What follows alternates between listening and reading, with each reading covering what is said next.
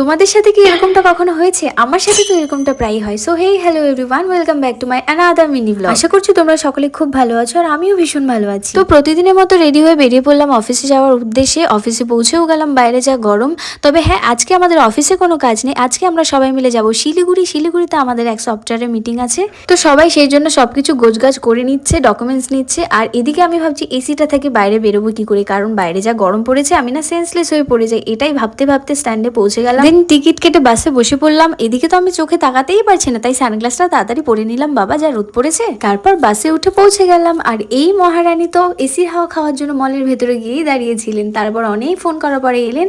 দেন আমাদের স্টার্ট হয়ে গেছিল মিটিং। তখন অ্যাকচুয়ালি টি টাইম ছিল, তাই একটু রংঢং করে নিচ্ছিলাম। তারপর একটু চেক করে নিচ্ছিলাম যে সবকিছু প্রপারলি বুঝলাম কি না, তো সেটাই চেক করছিলাম। অফিসের ফাঁকে সবাই মিলে একটু বাইরে বেরিয়ে কোথাও কাজে গেলেও মনটাও শান্তি লাগে। দেন লাঞ্চ করে বাড়ি চলে এলাম। টাটা।